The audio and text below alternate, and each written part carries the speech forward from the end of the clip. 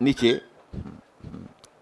हाँ, कि मुगल काल में चित्रकला की निम्नलिखित शैलियां प्रचलित।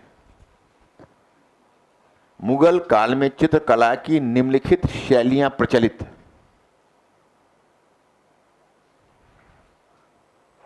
सॉरी, मुगल काल में चित्रकला के निम्नलिखित रूप कर दो, शैलियां नहीं, सॉरी, कट कर लो। मुगल काल में चित्रकला के निम्नलिखित रूप प्रचलित। प्रचलित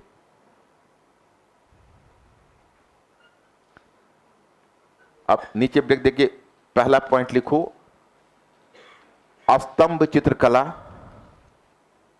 स्तंभ चित्रकला। स्तंभ चित्रकला। अच्छा, पूरी तुमने भारतीय इतिहास में जो चित्रकला देखा है, तो भारत में सबसे पहले तुम्हें चित्रकला का कौन सा रूप मिला है? ऐसे मुगलों के आगमन से पहले अगर मैं आपसे पूछता हूं कि तुमने चित्रकला का एक लंबा इतिहास देखा है, तो आपने जो चित्रकला का लंबा इतिहास देखा है उसमें मुगल का आपको भारतीय इतिहास में सबसे पहले कौन से चित्रकला का लक्षण दिखा है? कौन कौन कौन बताओगे पहले, किसमें किसमें कॉन्फिडेंस है? तुम लोग सोचने वाले प्राणी नहीं हो क्या? नहीं, जो एंशिएंट पढ़ा है उसकी बात करें, जो नहीं पढ़ा है उसके लिए कोई दिक्कत नहीं, वो फिर आगे देखेगा। तो कौन कौन बताएंगे? तुम ही बताओ। कौन सा? भित्ति। हाँ, तो स्तंभ भित्ति एक ही हुआ। तो कहाँ है उदाहरण? उदाहरण बताओ। अजंता। अजंता से ही पहले भीमबेटका देखे थे तो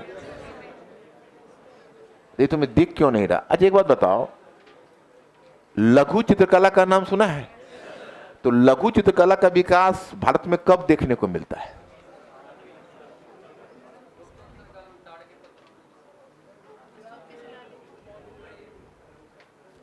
अरे तुम स्तंभ चित्रकला या भेदी चित्रकला तुम नहीं बताए थे क्या अभी? बताने की स्थिति में थे? हाथ वाथ उठाया था कि नहीं? और वो बता दिया, तुमने नहीं बताया? बताया था? हाँ, ठीक है। और तुम्हारा क्या हाल है? नहीं किया था? Okay. तो उसको स्तंभ अथवा भित्ति चित्रकला भी लिख सकते हो। अब डैश दो और डैश देकर लिखो कि भारत में भीति, भीति भी सही है, भारत में भीति चित्रकला का, दोनों एक ही है इसलिए यहां पर भीति लिख रहा हूं। भारत में भीति चित्रकला का एक लंबा इतिहास रहा है।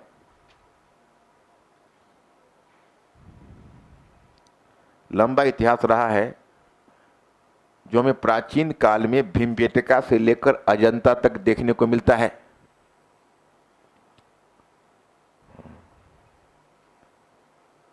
जो हमें प्राचीन काल में भीमबेटका से लेकर अजंता तक देखने को मिलता है।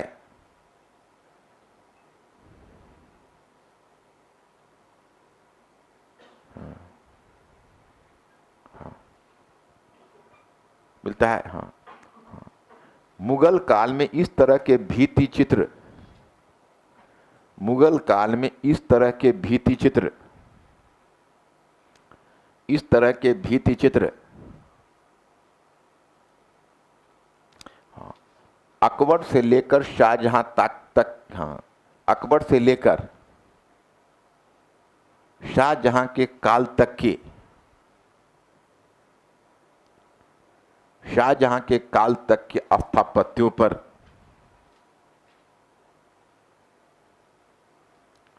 शाहजहां के काल तक के स्थापत्यों पर देखने को मिलता है।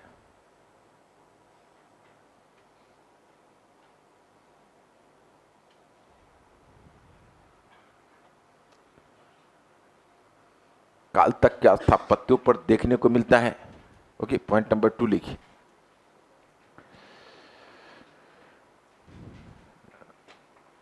पॉइंट 2 में लिखिए,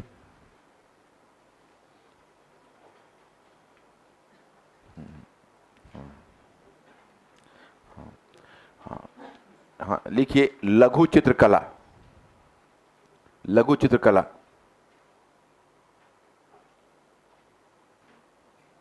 लघु चित्रकला, डैश देकर लिखिए। हाँ, हाँ, चित्र की, हाँ, मुगल काल में मुगल काल में मुगल काल में मुगल काल में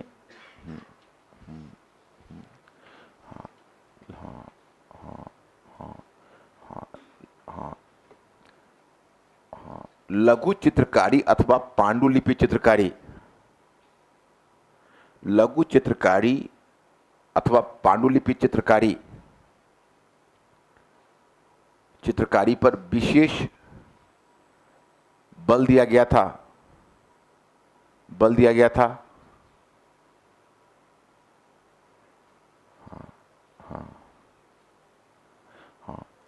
ये चित्र या तो पुस्तकों के पांडुलिपि, ये चित्र या तो पुस्तकों की पांडुलिपि पर लेखन के साथ साथ बनाए गए, लेखन के साथ साथ बनाए गए या फिर महत्वपूर्ण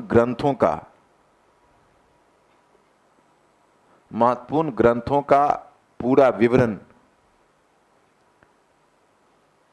विवरण चित्रों के माध्यम से दिया गया, पूरा विवरण चित्रों के माध्यम से दिया गया।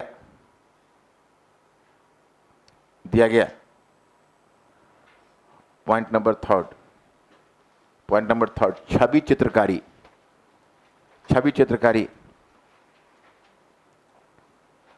डाय देकर लिखिएगा। इसका आरंभ अकबर के काल में, इसका आरंभ अकबर के काल में पुर्तगीजों के प्रभाव से,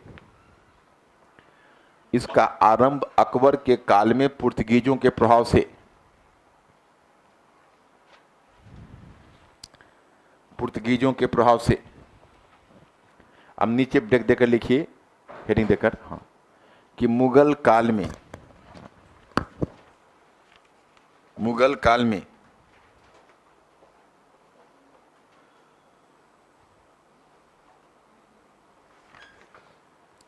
इस पर तुमने पढ़ा है कि नहीं?